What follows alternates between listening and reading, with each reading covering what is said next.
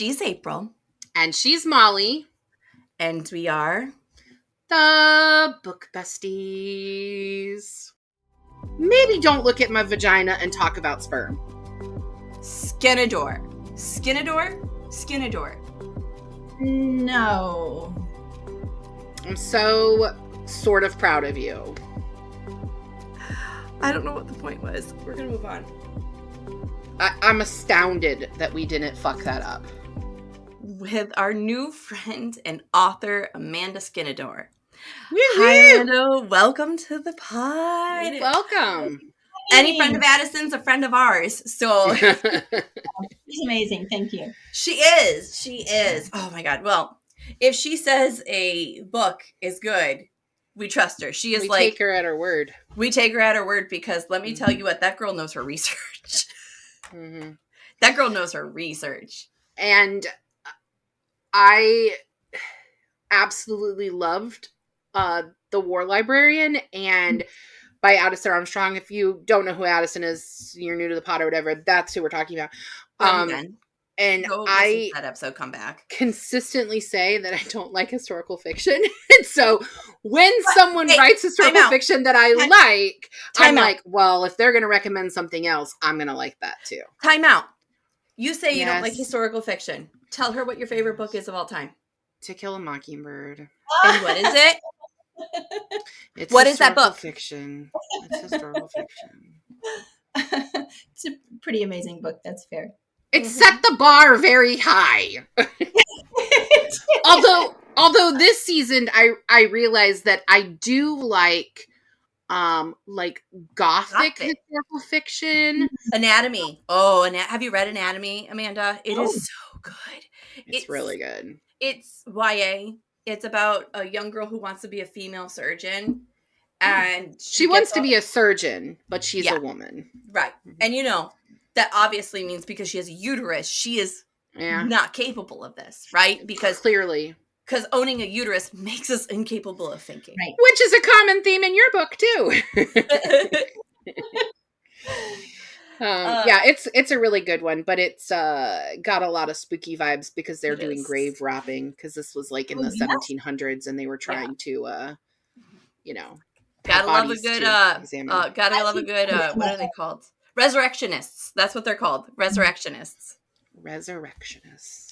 Sounds like a fun hobby. What'd you say, Amanda? I'll check it out. It sounds good. Yeah. It's a duology, too. Molly, the fact that you and I made it through that whole episode saying resurrectionist and not saying erectionist is just astounding. I'm astounded that we didn't fuck that up. I mean, it's like the season I kept saying Master Baker and we never laughed once. By the way, I forgot to tell you, Molly, I went to a library con, and you know that, but I bought some t-shirts at this con, and the woman who was selling them was asking about our podcast, and she's like, do you guys focus only on one genre? And I said, no, we're genre fluid. And she was like, I want to put that on a t-shirt. And I was like, if you do, you better quote me. Currently not sponsored. Genre fluid. Because we are. Yeah, we are. I mean, I try for us to be genre fluid. I try to shove as many rando books down your throat as I can.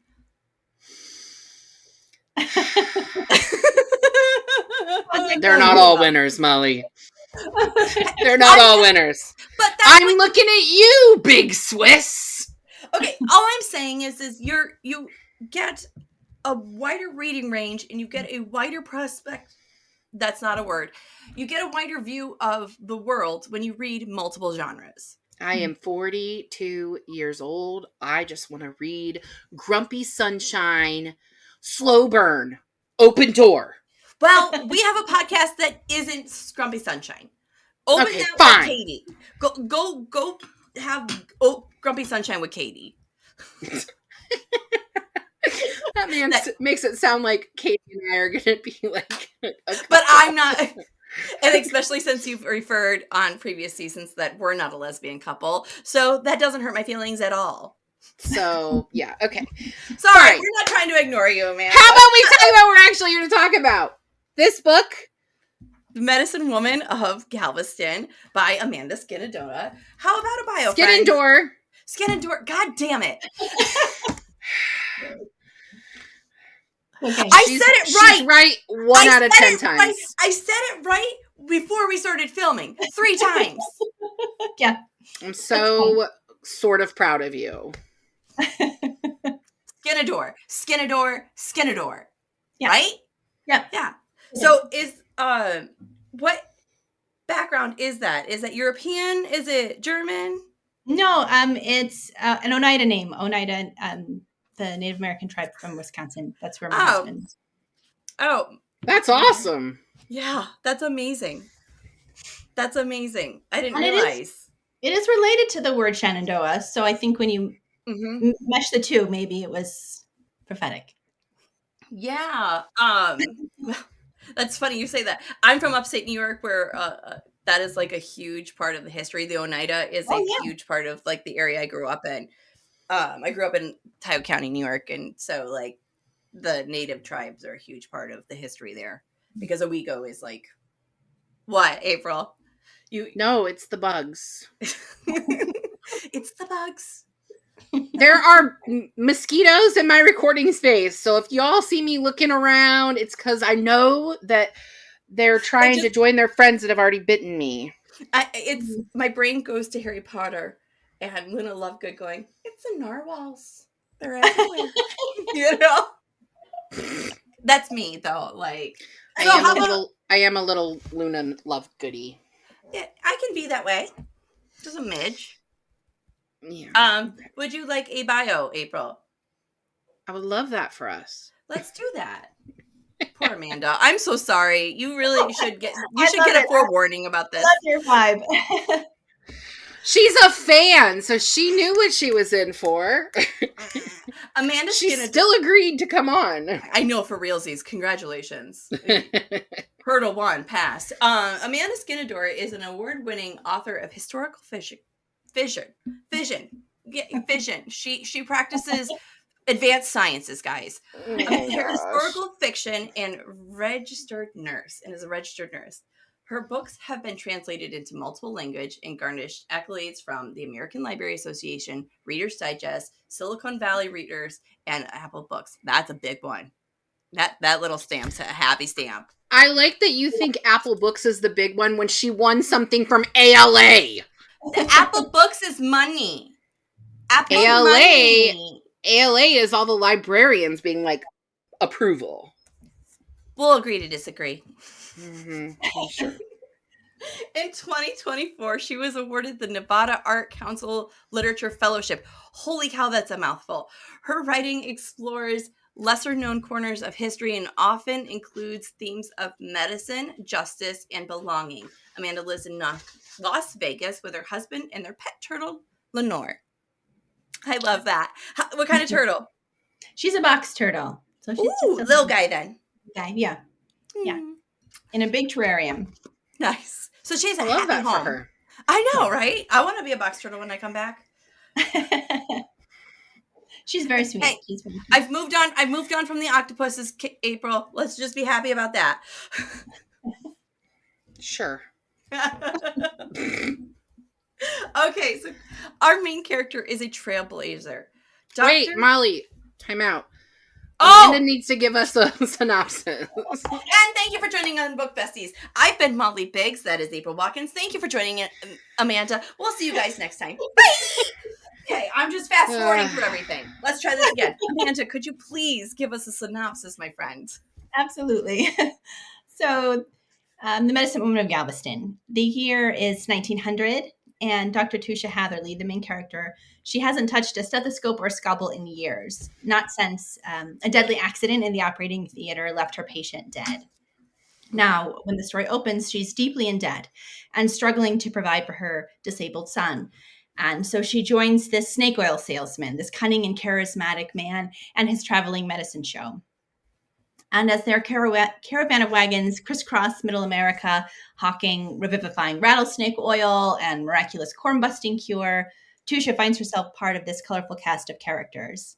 From the towering Austrian giantess to the bow-legged musician to the indentured Creek poet, the troupe becomes this kind of unexpected family for Tusha and her son, all except Huey, who will do anything to turn a profit, including exploiting Tusha's medical license, and when that's not enough, Tusha herself.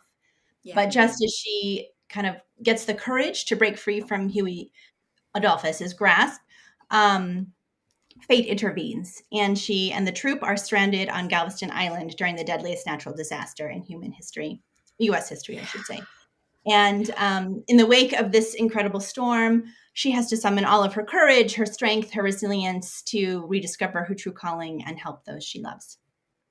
That's good job. the book. That's way better than I would have get. But We you did write the book. So. We love a found family here too.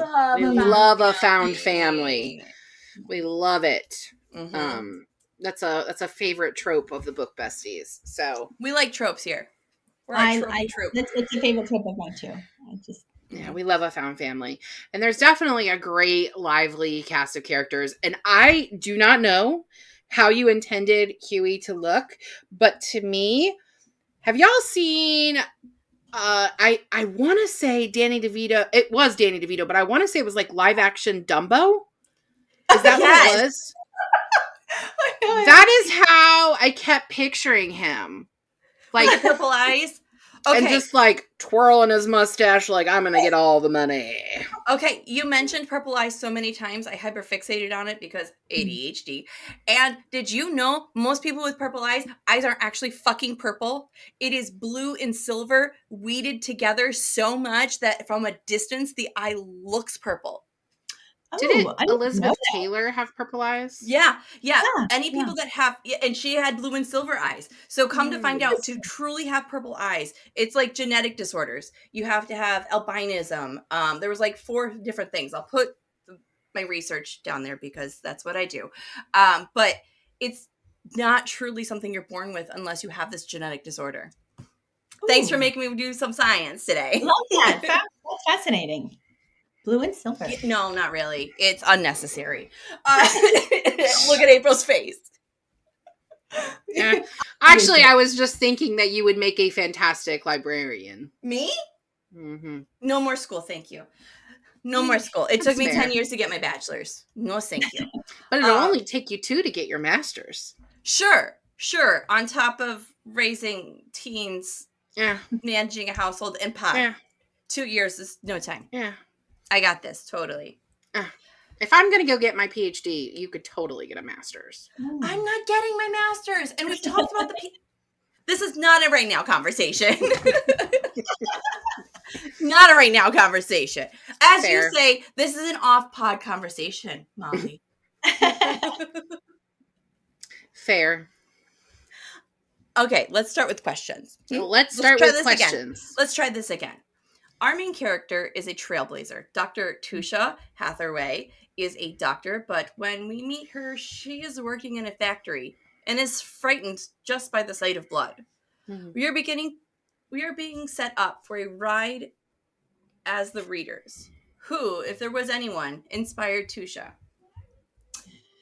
Well, so the first draft of the book, and I mentioned this because I think it will be maybe interesting and relevant later on. So I wrote an entire draft of the book where Tusha was not a doctor. She was a huckster like Huey. And that character, Tusha, in that draft was based off of a woman named Violet McNeil, who was a real life snake oil salesman.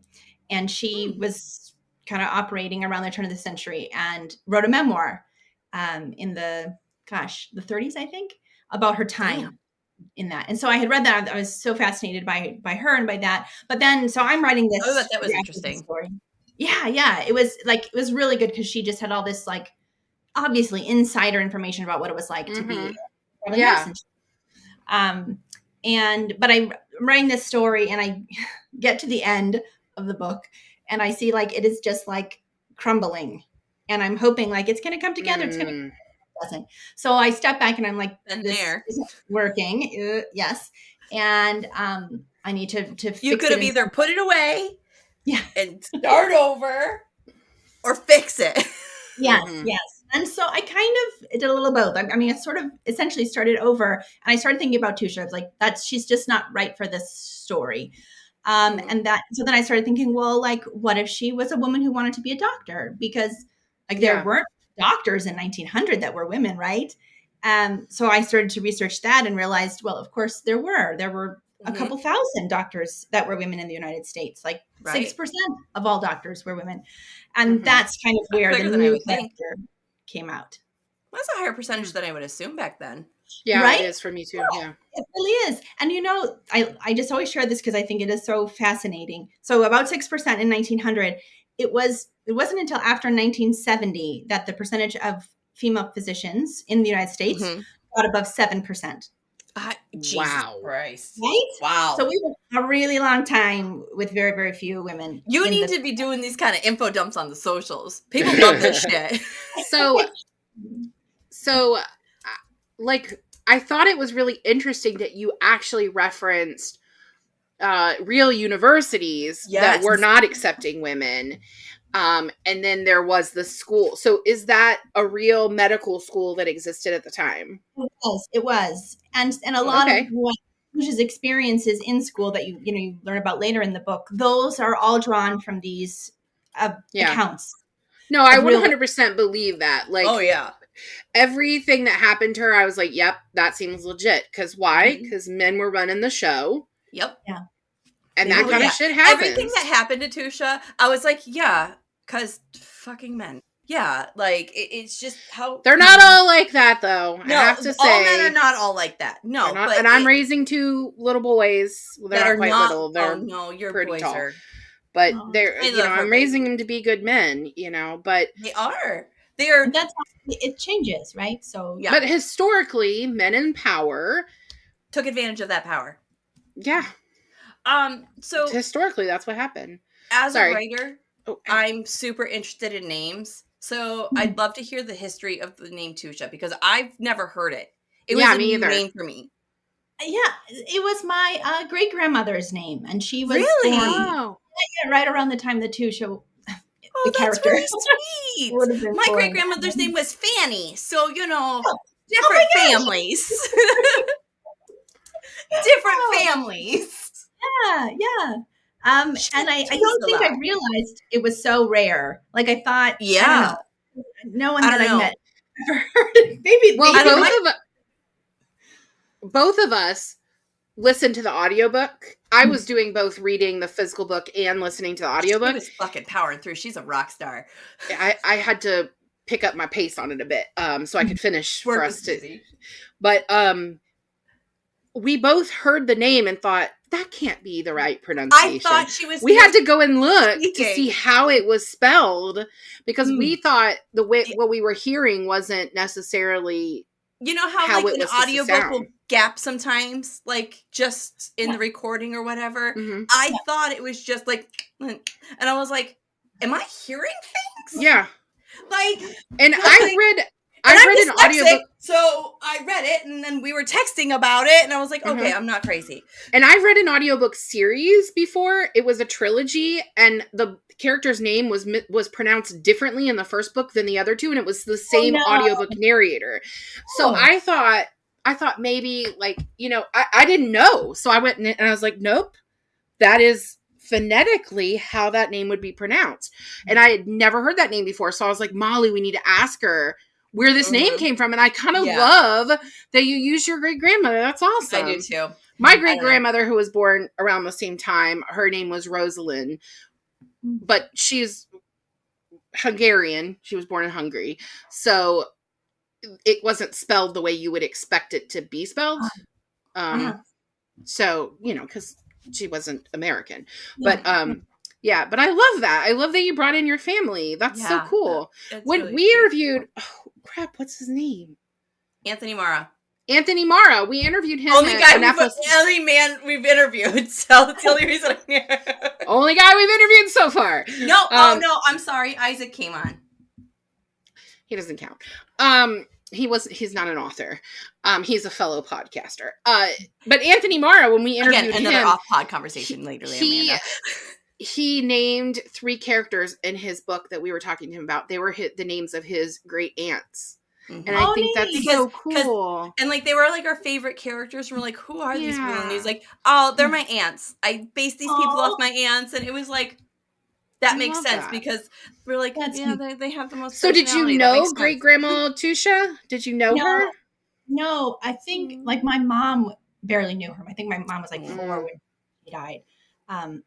So I never met her, but I've seen pictures, and there was this sort of like the family there that she and her mother were both kind of, they were physicians, but they were kind of intrepid women who really Strong. just, strong, lived in very tough times, but made the most of it. So that's why she just always beautiful. stuck with me. I love that. You know, if you're going to write a powerful woman, a woman who takes opportunities when they're given and seizes them like Tusha does, you should name her after somebody that did that. You know what I mean? Like I love that you did that. Like I keep harping on it, but I love that you did that. Also, Molly and I go down rabbit holes and talk about our grandmas a lot. So like, my grandma's name was Arvina, so another weird name. So yeah, Arvina. It's really pretty. I wasn't allowed to name a kid it though. My husband was not having that. That's why Livia's middle name is her middle name, because Matt said no to Arvina. So while we're on Tusha, we would love to hear about your research for the PTSD and trichomania. I can't say it, April. You wrote it on here. Trichotillomania? Did I say that right? Yeah. We would love to. I was like, what did I write? Are you sure I did it? Aren't you so glad you came on when you're our most professional? I love it. Yeah. We would love to hear about this research and how you decided to include it, because it is like PTSD is very singular in this time, especially for like the kind of life they live in. But for her to have the picking is a very interesting choice. So we'd love to hear about that.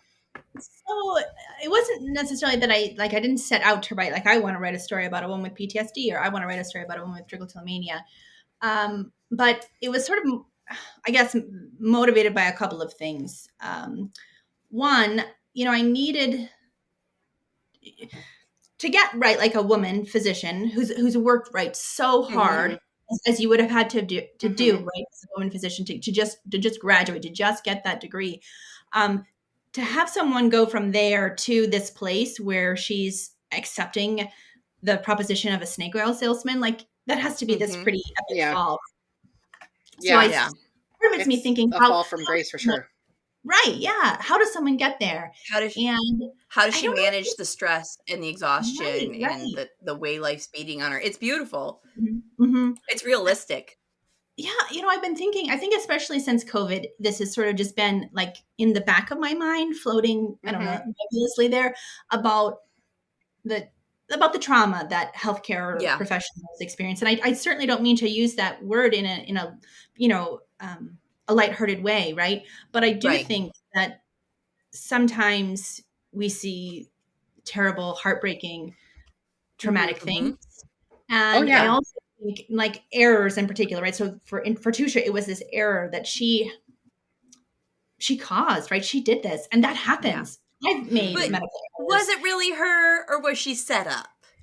Both, definitely she was set up. But I think she also she had this hubris, right? She thought she could do it and didn't stop to think, can I do this? Do I know, am I prepared for this? And and it guts you, like those sorts of things. Thankfully, nothing I've done ever has caused like patient harm. But even that, like they stick with me. I can remember these moments so clearly. So I think I've been thinking about that, and that your own personal journey really influenced it. There's the word, influenced, not inflected. And the trichotillomania, what I liked about how you included that, number one, it's not named in the book, because I don't think at the time they would have known what that was. But it wasn't started because of her trauma. This is an anxiety disorder that she had had for much longer. It had been majority of her life. Mm-hmm. I actually had a roommate in college that had it. And she had no eyelashes, no eyebrows. She kept her hair very short so that she could stop herself. And it was kind of gut wrenching to see. And I'm a person with an anxiety disorder and OCD. And so I get it. Like, I have issues with picking, and I'm actually sitting here doing it right now, which is one of the reasons why I've got a pen in my hand and trying to fidget that way. But when you have those outward reflections of what's going on in here in your, in your brain, it's really hard. Everyone else can see it, and you feel embarrassed by it, but you can't stop it because, to quote our very good friend Francesca Zappia, there's a monster in my brain that controls my doubt.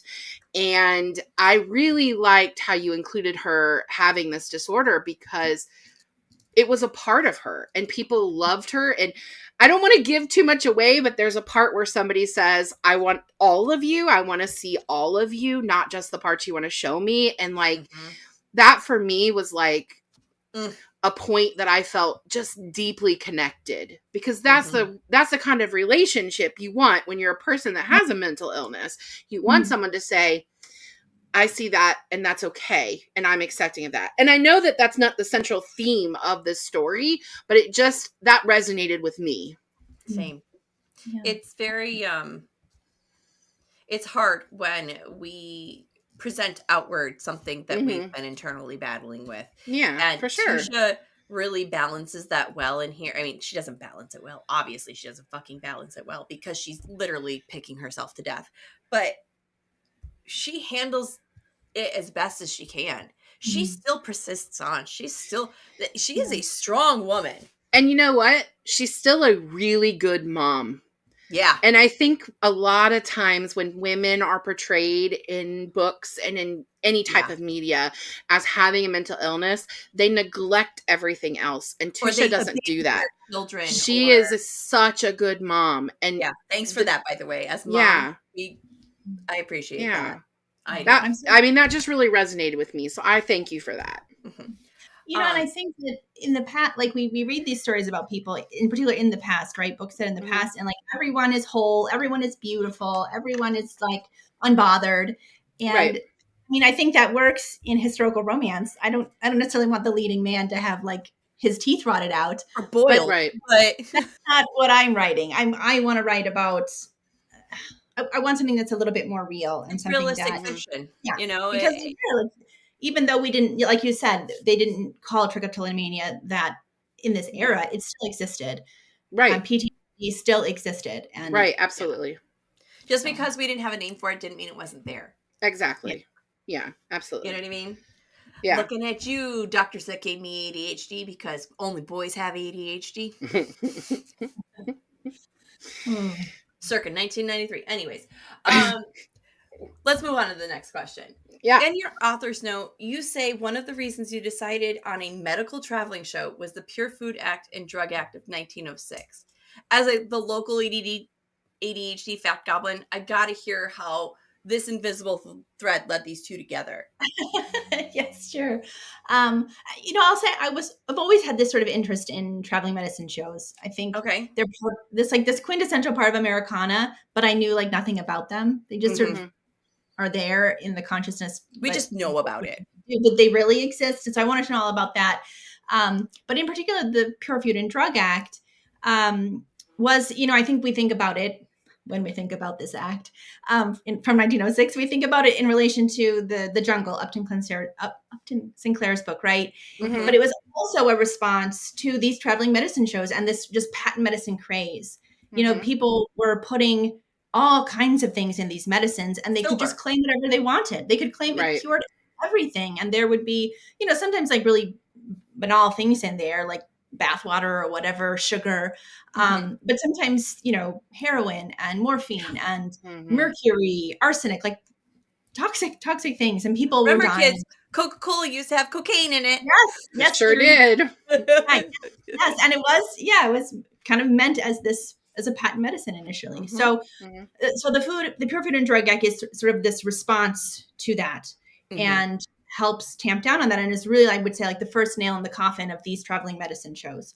Yeah. But my story, takes place before that, when it is this wild west of patent medicines and you can claim whatever you want. And I was just sort of interested in this, I don't know, like this tension between these snake oil salesmen who were sometimes putting toxic things in their remedies and marketing them, schlepping them in a way that was that they knew, right, was outside of the scope of what this did. Absolutely. At the same time, these small towns, welcomed these shows. They were, Yeah. by and large, so excited that Because someone was coming. they have a doctor, and they probably haven't Right, seen a doctor in their town in years. And it's not just the doctor side of it. There's entertainment value too. Yes. And you know what?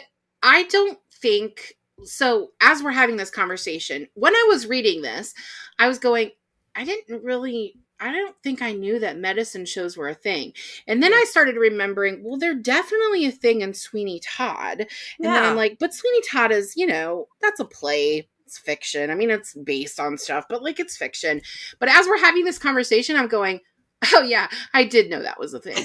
Like, it just, to me, when I think of like traveling entertainment, that's not what my brain goes to. I think of like circuses. Harder and Bailey. Well, even beyond that, just like the small little traveling circus type things, the little tropes. But I thought this was an interesting way to look at it because they really were cleaning up. They were making bank off of people. And Huey really selling them nothing. Right. Huey really knew how to fudge the system. He knew he just needed a doctor in name. And that was it. And that's crap, man. Like Yeah. And they were really good at that. These snake oil salesmen, they knew what they were doing in that way, right? They would prey on people who were, who were desperate, who were gullible. They would use these, these hard sell tactics. Yeah. You'll see today when people are marketing things. This will lead great into... Yeah, it's 100% still happening today because you cannot... I mean, I feel like it's gotten better now. MLMs but MLMs and people sliding in to your DM. People like sliding into your DMs about their MLM. Hey girl, long time no see. I've got this new great weight loss drug. You tried to push me down the fucking bleachers in 8th grade. Go away. Right. You know why it's been a long time no see? Because I don't like you. Maybe just don't talk to me. But yeah, like, I mean, that's still happening, right? We're promising all these things. Like, every time I'm playing a game on my phone, I constantly am getting, like, an ad for keto gummies. And it's not that, like, they don't work, but, like, they don't work and stay working. Right. And so, I mean, look at all the diet pills we were fed between 90s and now. Like, it's just... Yes. So this actually is great. Those were caffeine. This is a great conversation to lead into our next question. Snake oil and the other medicines they sold were pretty useless. Tusha notices right away, and they really have no health benefits. She says something to Huey, and he doesn't care.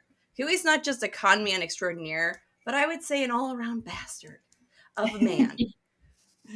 Was it the opium, or was he just a trash human being? Thoughts, ladies? I mean, I don't know that it was my personal opinion as a reader. I'm not the writer, of course, but as a reader, I don't think it was the opium because we get a backstory that he was like this before he even started. I think he was just strung out in jail, though. Like, he's probably always been addicted to opium. I'm guessing. I'm assuming. I don't know that he had the money to be an opioid addict. I don't know. By the way. That's my take on it. The opium epidemic back then was really bad, and people don't think about it. That's true. It was quite extreme. And I'll say, first of all, I think that, like, as you're writing the book, the book sort of belongs to the author. But once you're published, the book, it belongs to the reader, and your interpretation is just as valid as my interpretation. But I happen to be in agreement with you. I think that Huey is trash. He's such a trash human being. Yeah, I don't think that it's entirely the opium. That certainly doesn't help, right? but He's just so an addict and an asshole. right. And I mentioned that, I had found that memoir by Violet McNeil. So she gets into this whole medicine show world because this man, she's from this like farm town, and she comes to the big city, I think like Minneapolis, around the turn of the century, and this man just preys on her. He gets her, like, he willingly gets her addicted to drugs by like offering her a false job, and then he like abuses her and just but also like makes, like in this, makes her love him, and all these terrible things. He's so gross, and he's the person that I modeled Huey after. So I think, yeah, I that maths. Yeah, I want characters with texture, but and different shades of their personality. But I think there are people that are, I mean, but we still have these kind very of people trash today. things. Yeah, we have these kind of people still today. Yeah. You're always going to see these kind of people. The Hueys of the world are always going to try to take advantage of people in the system as best as they can. Yeah. And that's where I'm going to leave that. Since we are on the topic of the show, I want to talk about this crew. We have the Trout family. Cal, who's a spectacular musician. Fanny, a giant of a woman, but dances like an angel. Their young son, Al. Lawrence, the native with the heart of a poet. And we have Darryl. I kept calling him Daryl. I kept adding a Y in my brain. Sorry, grew up redneck. Daryl, a silent, tall, fix-it man who's kind of got a few secrets. Huey's using all of them and has secrets against all of them. You tell their story slowly throughout the book, so the readers get to know them with Tusha. Did anyone or any story in history help inspiring this traveling group?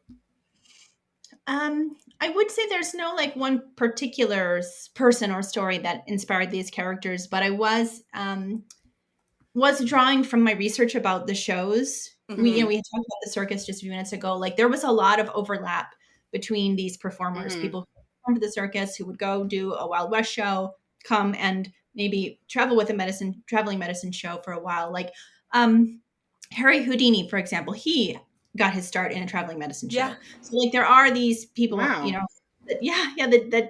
did this and then went on to do other types of entertainment. So I kind of had a sense of like, okay, what would be plausible for these who would be in these shows? And then I was really interested in this idea of like kind of that more than meets the eye idea that, we make very snap judgments about people, and part of that's by necessity, but you see people, especially people that don't fit the mold, right? That kind of stand out in society, and we just make all these judgments about them. And I really wanted to have characters that sort of flipped that and showed the reader like there's so much more beneath each one of these characters beyond just their musical ability or their their physicality. Their humanness, right? And that's part of their stories, is making sure you realize that they're still people. They're not just a sideshow act. So I used to teach in Apollo Beach, Florida. And that is where the carnies, they are fine with being called that. That is where carnies would vacation in the off season. And the community of Apollo Beach is still made up of many families that were part of traveling sideshows and circuses from the turn of the century, which I guess we can't really say turn of the century anymore now that we're the 1900s. It's still turn of the century to me, but anyway. It's still 1999. What are you talking about? Listen, my kids tell me I'm from the late 1900s now, and I just am like, you tell them, boys, if they say that to Aunt Molly, they're gonna have they're gonna hear an earful.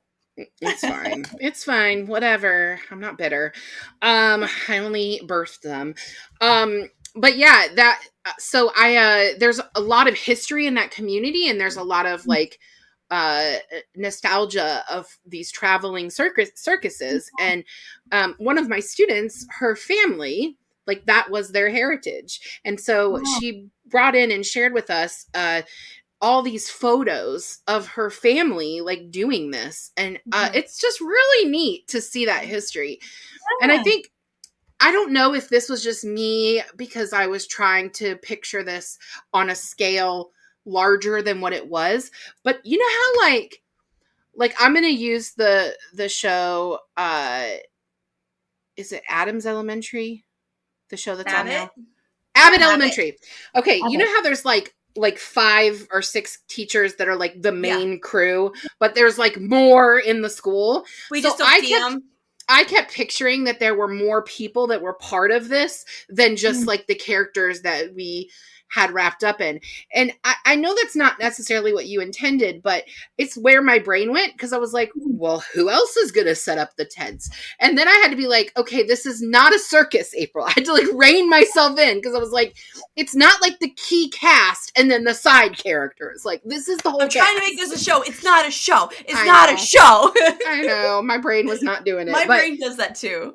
but I just feel like there, even if you wanted to, there was room that you could have brought in these other characters.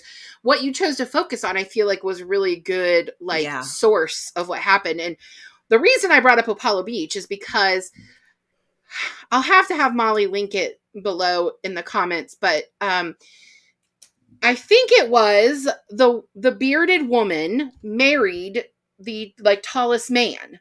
And Yeah. they retired together in They did. Apollo Beach, Florida. I remember this. And it reminded me of this family, of the giantess and Cal. Like, that's what it reminded me of. I grew up where Barnum and Bailey used to practice and stay for the summers when I was little, like from like age 2 to 7. We lived down there in Florida in that area. My dad, my birth father, is like really good friends with a clown named Amtrax.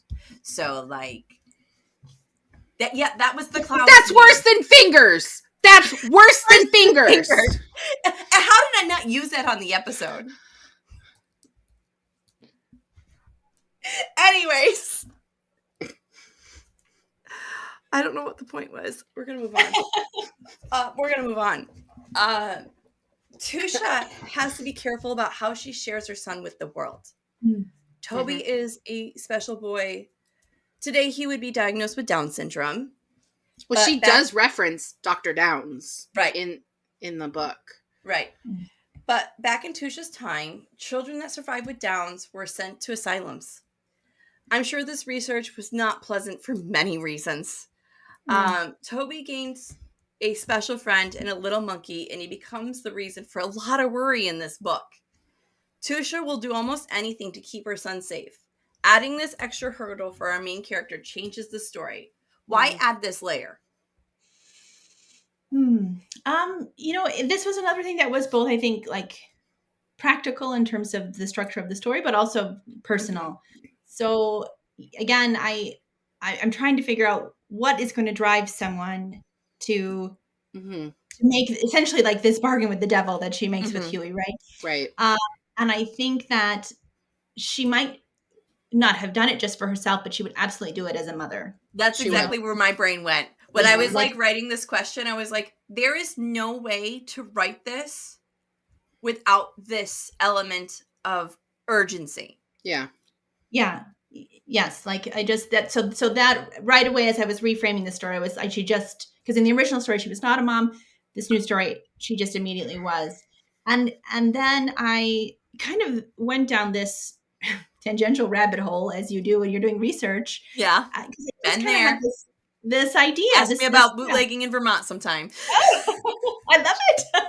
That's part of the fun, right? That's part of the fun of research. Right, but no. Don't ask April. She's upset about me in that book.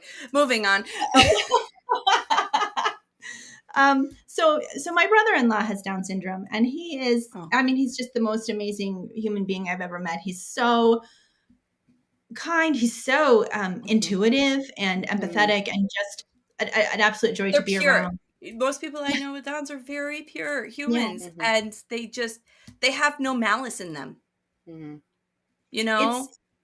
They're just such a very, very special group of people. And I think that's sort of what led me to this question of like, well, what would it be like as a mom in the 1800s to kind of be difficult to know that was the expectation, that you had a baby like this. Thank God she had the medical knowledge to understand the needs. Yeah. Yeah, and to know like he didn't have to go to an institution, and also I think to have the understanding that that wasn't the best place for him, because Yeah. that was very much how it was sold. I mean, all the way up through, I don't know, the 1950s. Really, that's what they would tell parents, like your child will be better off in this place, and Because you're not equipped to handle this. right. And Well, so, and I think I'm not saying that this is everybody, but I think at that time there was an embarrassment of, oh, sure. there was still a belief that you did something wrong to cause this, because we didn't really understand Down syndrome in particular is it's an issue in your chromosomes. So Yeah. it's not something that you did. It's not something that happened during delivery. This happened in the very basis, the core of the Beginning of DNA of this building. child. Yeah. So but yeah, I mean, I think being that, you know, parents still thought, and we actually see that in Addison Armstrong's first book, Lida Luna Park, like, this baby isn't strong enough, it won't survive, you should just give up on this baby. And it, you know, I think I don't want to give away too much of Tusha's story, because I really want people to read your book. Me I too. really do. We give spoilers most episodes. We don't when we host an author. And I want people to pick this up. So I don't want to give it all away. But there is so much that she overcomes that a lot of women would have walked away. Yes. A lot of women would have walked away. And I don't think that we would have judged them. I think that a lot of people would have been like, you know what? You did the right thing. Yeah. For her to fight it all the way tooth and nail, and to be the kind of mom she is, to know that her options right now are the poorhouse and her son being institutionalized, or going to join this medicine show that's against everything that she believes in, but she gets to keep him. That's the decision that the mom has to make, right? That's the decision that we have to make. Yeah. I mean, my oldest son is autistic, and not that we would ever have thought about just, you know, casting to the side. No. We wouldn't, but we pushed and pushed and pushed to get a diagnosis, because we knew there was something that was not neurotypical. And it took 7 years to get his diagnosis, but we never gave up. And he's 11 now. He's a straight A student. The kid's freaking brilliant. I mean, he's twice exceptional, so he's gifted and autistic. And we're constantly fighting still, because that's what you do. You signed up for it when you became a parent. Tusha didn't necessarily sign up for everything that she was getting, but she fought for her son. Sometimes you got to take what's put in your hands and work with it. Yeah. And you know what? I mean, I do it all the time with. And she was pretty much alone. Yeah. And to go and join this and find the cast of characters, the family that she ended up making there, like, that's where she was supposed to be. She might not have agreed with it, like, as far as like her personal beliefs, but that's where she needed to be, because those were her people. Sometimes you just got to find your tribe. And you know, sometimes your tribe comes in weird ways. Yeah, Molly's weird. All of my friends that are introverts, I just literally told them we're friends now. That's what happened. She said, hey, you like books? I like books. We'll be friends. I was like, okay, weird girl. We're friends. And then we talked about Hunger Games and Twilight the whole night. So less weird. My other near and dearest, closest friend, Hillary, I invited her and her kids over for a play date, and she sat on the floor and played with my dogs. And I go, you and I are going to be friends. And she goes, okay, and goes back to petting my dogs. That's literally how we collect people. Literally every one of my friends are extroverts who collected me. I don't have any introvert friends. They're all extroverts that claimed me. And I'm like, okay. Trading cards. All of you. I love it. So I want to move on to something a little bit more, since we're on the heavy. I mean, this book is pretty heavy. It has heavy moments, but it also has humor. I know. It does have humor. I'm just giving Amanda a hard time. And lightness. Out of all the stories from the show, Lawrence, his hits me the hardest.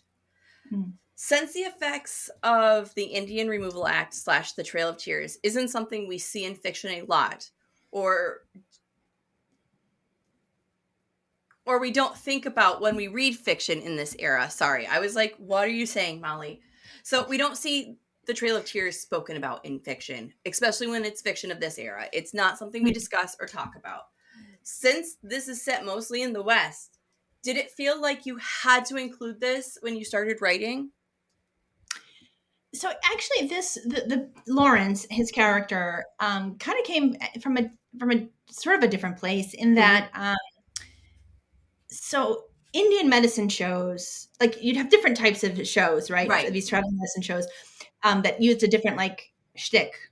Sometimes they would pretend to be a Quaker, or sometimes like a traveling foreign prince. But a big thing were these shows Russian that would czars, whatever it is, right? yeah. But the big thing were these Indian medicine shows, they called them, and they would pretend that they were an Indian scout, or that they had Chief, what did they call him? Yes, all these things, right? Yeah. And that they were selling It's this gross, very by the way. special remedy known only to the Native Americans. And like the show, the Kickapoo Indian medicine show that appears in the book, like that was a real traveling show, maybe the biggest at sort of in their heyday. I think they had like 100 different troops that were traveling the United States and Canada. Yeah, so they were just huge money makers, because people had this fascination for Native American culture, even as they're like preying upon them, right? So in that, and that was something these shows did that I didn't want to shy away from. It's a tough thing, I think, to write about these things that are doing terrible things, appropriating other cultures, and the appropriation of Native American beliefs was a huge part of this. I feel like if I were alive at this time and saw one of those, that would be the thing that roped me in. I would be certain that people who lived on a land for that significant amount of time without medicine would know how to care for themselves. So I think they would have gotten me 100%, because I mean, you think about the Chinese remedies and things like that, that so many people, the herbs and the unicorn hairs and everything people think that are like, I'm not saying that none of it works. I don't want to say that none of it works, because I think acupuncture is like incredible. Right. But I'm just saying, like, I think they would have gotten me with that, because I'd have been like, they know the land. They know the herbs. I'm not here to dull your bliss. I just want you guys to know it's not always medicine. It's fair. You know, like, what got me about Lawrence the most is I grew up in the Finger Lakes region of upstate New York. And in New York State, when you go to history class, learning about the Native history is a huge part of it. And my family, my grandfather always told us that we were Iroquois. We're Iroquois. By the way, my 23andMe says I am not Native. So, when did you do? Not we did relevant. not point. But so I've always, like, in my mind, my family's always, we're Native. So, like, when I see these stories are not told, and when they do get told, it feels like there's a bit of redemption sometimes, because these stories were silenced for so long, and we're still seeing the silence of Natives today. You know, of the schools in Canada and what is going on, you know, across the country. And here. And right. Like Wyoming and the drilling and North Dakotas, like, and how we're constantly just consuming land that is not ours. And it hits me hard, and I appreciate it. I need you to hear that. I appreciate it, because I'm sure it was difficult. Moving on, because I went a little too hard. Because I do that. Galveston and hurricanes are very familiar to us here at Book Besties. I have always been fascinated by the history of Old Galveston and how long it has been a city. Was there any interesting facts that you learned you wish you could have snuck into the book that didn't fit? Yeah, you know, it's just you mentioning like how prominent of a city it was. That it was just amazing. Because of the way where Tusha is, the troop is, like, they're not really necessarily experiencing that part of Galveston, but it was like the fourth biggest at the time of the hurricane, right? So 1900. It was the fourth huge. Biggest hurricane. Yeah, the first biggest hurricane, the fourth biggest city in all of Texas. It was the third wealthiest city in the United States, like per capita. They called the Strand, their kind of downtown area, the Wall Street of the South. So like Yep. just I think that prominence There's that really signs still that say that. yes. So that was something that surprised me as I was researching, but didn't like again there wasn't the Galveston society that Tusha was interacting with during Did the you book. head down there when you were doing this research? I did. That was such a neat. I always try to go to the places that I write about because I'm not from. It's probably clear listening to me speak. I'm not from Texas. No, you don't say. but neither are we.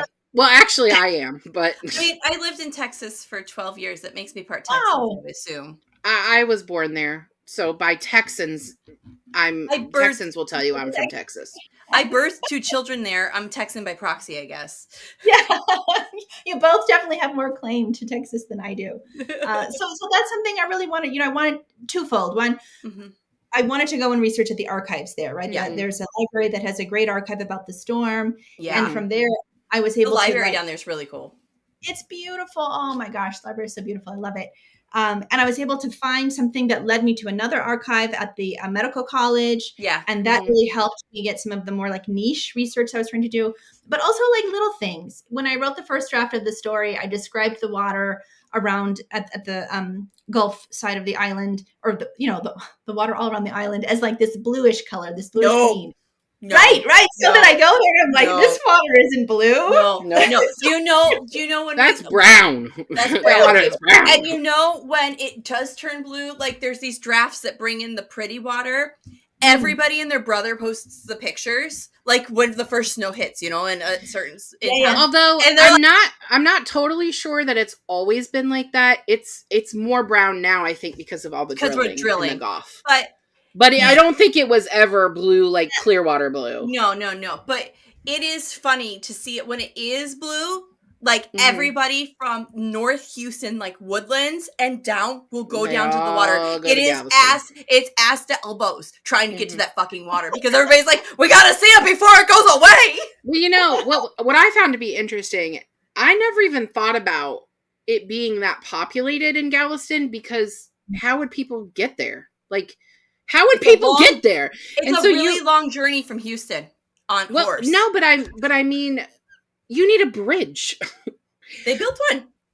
They did. Molly, I know. What I'm saying is I hadn't thought about it until I read that in the book. And then I was like, oh, they had a bridge then. Because the bridge that we drove across was not the bridge that they had then. I used to think about that when we drive that bridge, right? Because the bridge from mainland to Galveston is really long, right? And they keep rebuilding it to make it more storm safe, right? And wider to help with the traffic. And I've thought about that a few times, like how long that would take back in the day from just like, we lived in League City. So League City is like the halfway point between Houston and Galveston. And it's like 30 minutes from my home in League City to the beach in Galveston. So I bet that'd be a day's travel. It was definitely more than 30 minutes. She's wrong. You know what? April, you mind your business. Traffic sucks in that area. Well, Houston's 20 minutes from Houston is the joke in Houston. Houston is 20 minutes from Houston. I feel like I didn't get to see Galveston and truly enjoy Galveston. I never even went to the library there, which you don't do outdoors. Molly, I visit libraries. That's true. But the places where I've been in Galveston was like that time that we took the girls' trip down there and we were there for like the day. They have I wasn't invited to that. That was when Jessica had me on the outs. You didn't go with us? No, that was when Jessica kicked me. Not relevant. Sorry, I felt like you were invited to that. I'm sorry. I don't know. I didn't plan it. I just got in no, babe. I'm not blaming you. I'm just saying I remember. I just wasn't invited because Jessica was butthurt at me still. Yeah, well, she's a bitch.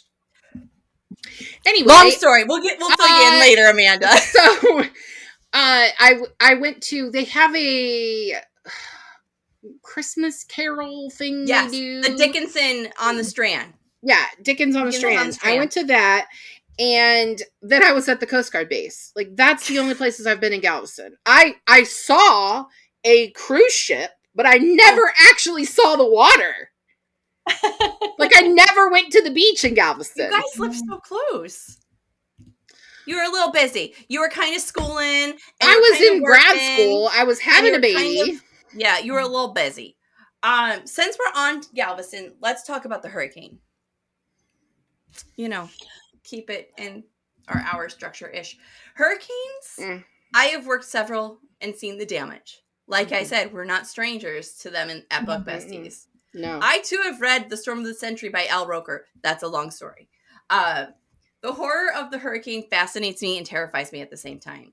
What inspired you to bring this real-life story into your fascinating book? Yeah, so I mentioned I'm not from Texas. I didn't even, I'll be honest. So before I even learned about the storm, I don't even think I could have told you that Galveston was an island. Like, you could have put a map in front of me, I wouldn't have been able to point to it. Well, that's because Stephanie Meyer makes it seems like you can just walk from it. Right. If you're a Twilight fan, That's true. That's true. Right. Like, yeah. Don't even get. We'll get back to Twilight at the end of the episode. I promise you, Amanda. Fair. So, yeah, I've lived in landlocked states my whole life, so I've never experienced a hurricane. But I was scrolling through the internet sometime a few years back, and I came across a list. The lists that are always up, and this one was like the 10 deadliest natural disasters in U.S. history. And I saw the hurricane, and I was like, "What is this?" And it just led me down this rabbit hole, and I was just. Yes, I was so struck by the devastation. The writer's research rabbit hole is like ridiculous. You come out of it and you're like, what day is it? Right. Did I feed my kids? Like, yeah, how long have I been down there? And so the devastation and the aftermath too. I think both you had this show of community coming together and the 100%. Rebuilding, but you also had this fracturing of kind of like existing cracks, like the racism and the prejudice also was exacerbated by the storm. And I think, today we are seeing more frequent and more deadly storms, natural disasters, not just storms.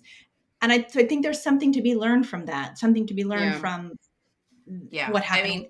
I mean, there were people that lived on that, were born and raised on that island way before like anything had happened, and they just abandoned Galveston after that storm.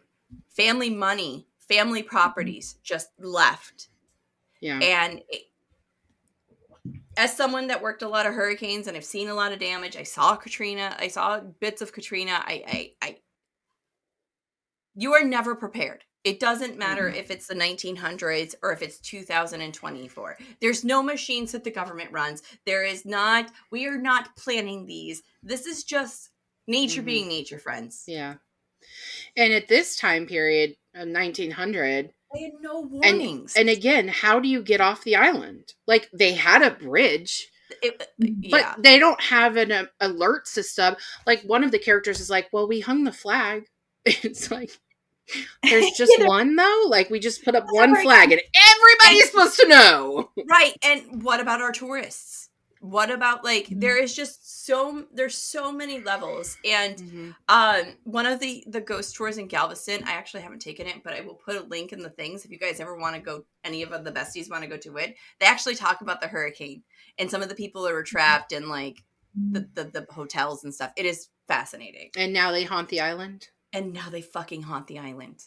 I don't believe in ghosts. We talked about that. Talked about this. We've already talked about Tusha being in Galveston. We here at the Book Besties love to call historical fiction women walking away. The Medicine Woman is your 5th book. Yeah. I would love how you got into writing historical fiction. So I love history. I've always loved history. I've even when I was, a real little kid, I loved imagining what it would have been like to live in another era, another time. Yeah. So, but I find historical fiction to be much more interesting and accessible than digestible. Than your straight nonfiction. I'm not so interested in like the date that such and such a battle took place or the general that led the charge. I want to know about the effects that these events had on the everyday people's lives, right? Yeah. Especially because so often I think in the historical narrative, women's voices and their experiences, they were minimized and trivialized and just obscured or omitted completely. Yeah. And so I like to sort of try to dredge that up when I'm sharing history through fiction, right? 'Cause Right. at the end of the day, I love fiction. I love a good story. How many books have you written, Amanda? 5. That's awesome. I know. Not jealous at all. I've written 0 books, but I've read a lot. I've written 1 full novel and several 3/4, 2/4, 3/4 novels, and I'm getting there. Yes, absolutely. That is its own huge. Look at her face. She might as well ring the bell at me. No, I'm not. No, she's not. Say, no, she's not. Molly wrote the first 2 or 3 chapters of a really good romance novel, and I was like, fucking hell, I cannot wait to read the rest of this. And she's never written another word in it. Oh, no! The ADHD is strong. I'm currently working on my current novel. It's about a country singer named River Rhodes, and he's dealing with a mental health crisis at the same time his father suddenly dies. Oh. Girl, I didn't even know about this one. I've been keeping it quiet because I'm actually really far in it, and I don't want to tell anybody because I feel like the more I talk about it, the more it goes away. Okay, well, you just told all of our listeners. So. No, I didn't. Nobody, everybody raise your hands. I didn't hear shit. Thank you. Thank you. Like the Maggie Banks. Yeah, I know. That's exactly what came to mind. Speaking of, if you listened to our episode from last week, that's what we're talking about. Speaking of Maggie Banks, I've picked my book. I will do The Crucible, and I will be adding magic to it. So when you start that series at your library, I will be coming and I will do The Crucible. I love that you've just decided I'm starting this series at my library. You and I had this conversation. I've never said I'm doing it. You're absolutely doing it. Last week, we covered the banned bookshop of Maggie Banks, and they have authors do retellings of classics in different genres. So they have a romance that's Hunting for Dick. It's Moby Dick. And they have a sci-fi, and then what was the last one? Was she a thriller? The sci-fi author did Great Gatsby. Yes. And it was an alien. And then a mystery writer came. What was the book the mystery writer did? I don't know, but like everybody died. Everybody died. Not how that book goes. Like everybody died. It was one of the Was it Pride and Prejudice? Prejudice, yeah, it was Pride and Prejudice. And then everybody dies. So we've been talking about how she's going to do this at her library. No, Molly decided I was going to do this at my library. She's going to do this at her library, and I'm going to come, and I'm going to do The Crucible, but I'm going to add magic. Magic. So, okay, now that you have this idea, okay, yeah, you're a historical fiction girl. Get it on your brain. Okay, we'll have you come to my library. And I live in coastal Virginia, so figure out a way to get here because my library budget will not cover it. Book Besties can't either. We're hashtag not sponsored. Hashtag not sponsored. Editing is a process we all loathe as authors. We cut away bits of our heart when we do it. Was there anything that broke your heart to take out of Galveston? As I mentioned, there was a whole entire first draft. Yeah. That I remember going draft 1, draft 2. I've been there, baby. Yeah, that was painful period. But there was a character, that story was actually told from 2 characters, Tusha and this character Samuel. And parts of Samuel became Darl, but not the full character. And I don't know if other authors sometimes fall in love with their characters, but I totally fell in love with Samuel. And it was really, I hated to give him up. Well, so, I mean, will you take that draft and try to turn it into a different story? No. Was there something you've left it? I think so. It's you scavenged, you saved what you could from it, huh? Yes. Yeah. I can't write two books about medicine shows. So no, but I mean, could you take Samuel and he's maybe. Yeah, he might. Well, put Samuel in the circus since we keep talking about it so much. Are you a pantser or a plotter? I'm a plotter. Definitely a plotter. Could tell. Can you? Okay, so this is our last question. Molly's can a you tell- pantser. I am indeed a pantser. I She's tried a trying to lot. make herself a plotter. It's hard when you have the ADHD. Yeah, I don't think there's a right way to do it. If you're a pantser, be a pantser. That's what I said.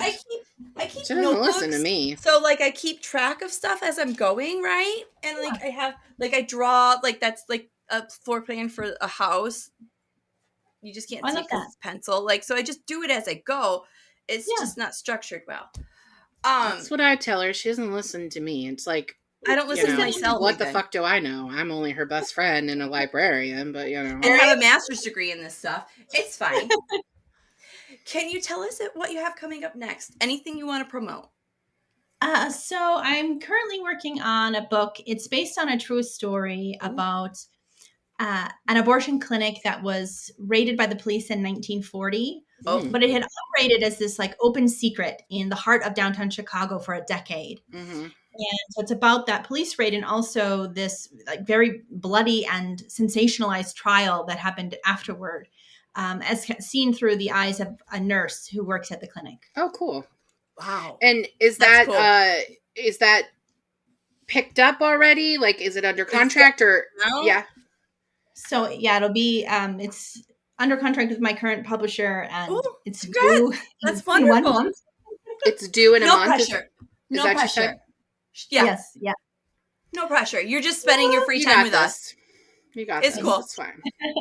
Listen, if you want to, share that with us and come back after it's published, you're more always than welcome back. You're an honorary book bestie. We now, love Amanda. collecting friends and authors and just, Yeah. We like promoting you all because, right. I mean, we love books. That's why we started this. Well, we also started it because Molly had a dream and I was like bored. So I was like, sure, let's do that. But we love books. So being able to meet authors and like promote their stuff, it's really awesome.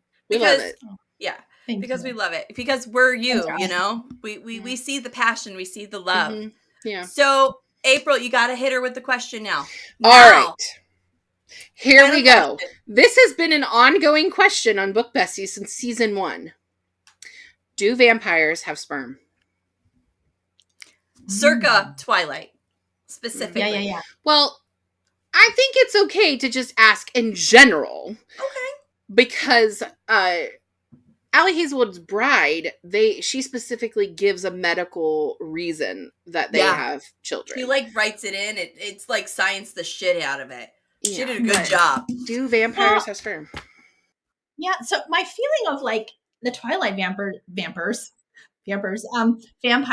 I feel like they would not, just in the way that they're sort of that. I don't know. They're dead and frozen and cold. Yeah. But have you guys read any of J.R. Ward? J.R. Ward, is that who? I have Lover. Oh my God, it's so good. I Lover Mine, not Lover Mine. What is her first book? Lover. Oh, I don't know. I'll put it in the. I'll send it to you guys. Anyways, her vampires I could totally see having sperm. Oh yeah. Warm-blooded. Oh yes, J.R. Ward. Yes. Listen. I just feel like the way that Stephanie Meyer has written Edward and the other vampires, they're just always erect because they're stone. So they're just walking around with erections with no sperm because they're dead. That belt and sperm is alive. Yeah, it just doesn't feel. I agree. As Emma Barry said, he just had one in the chamber. That's what Emma Barry said. That he had one in the chamber. Left over. It was just there. It was just there. From he was nearly dying of the Spanish flu. He's 90-something years old, but he still had one left. And he was, and as he's dying and Carlisle's, biting him, he just, and that's something too, because the sperm die very quickly. An egg, I could believe that. Eggs. Yeah. We have our eggs from when we're our mother helps create our eggs. Yeah. Right. But the sperm, I'm thinking not. Isn't it every 3 days they die? Yeah. It's very short. How the hell? Listen, I went through fertility treatment for my kid, so I know how long sperm lives because they tell you that kind of stuff. And then they look inside you and they're like, oh, you have spermies that are up there that are still swimming, so you could get pregnant. And you're like, maybe don't look at my vagina and talk about sperm. Like, this is uncomfortable. And thank you for joining us on Book Besties.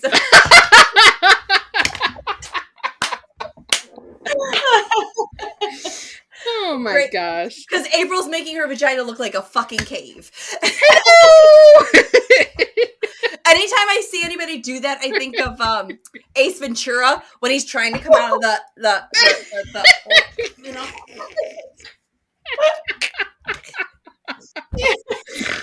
Oh my gosh, we've lost it. This is why we don't film on Friday nights normally. We want to thank you for joining us, Amanda. Thank you so much. It has been so lovely. You are always welcome back. Please bring whatever books you want. We're here to help. And yeah, I mean, I want to read, what was it called? The Undertaker's Assistant. Yes, that was the one I spooky season. Is it spooky? Is it like creepy? Spooky? No. Okay, damn it, Amanda. You had one job, lady. Just lie. She said no. We appreciate the honesty, but come on, lady. I think of all my books, that is probably, you were talking about Galveston being kind of dark. That book is probably the darkest. Okay, cool. I love that. I am dark and twisty. My emo purple and gray shades of heart. Whatever. I'm so tired. Do you want to show what's going to be next week, April? Did you bring that? Or Oh, yeah. So next week, well, sorry, Amanda, was there anything else you wanted to share with us? Are you going to have any events coming up or anything?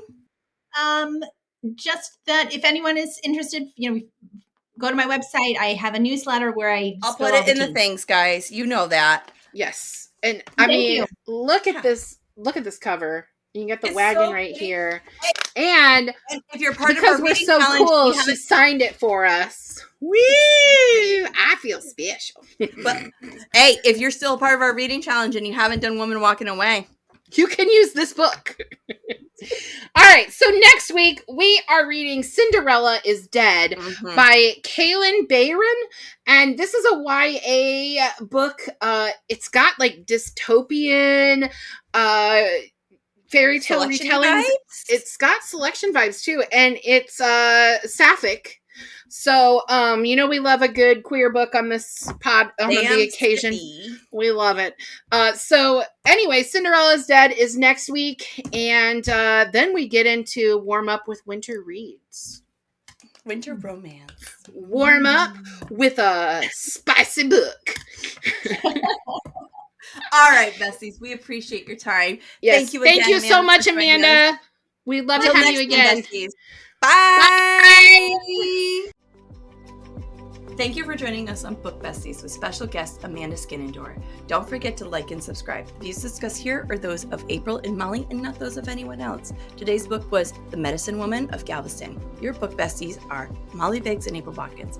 Editing by Thomas Watkins, and music is Sleep Sweetly by Brigida. Don't forget to follow the Book Besties on Facebook, Instagram, TikTok, and YouTube.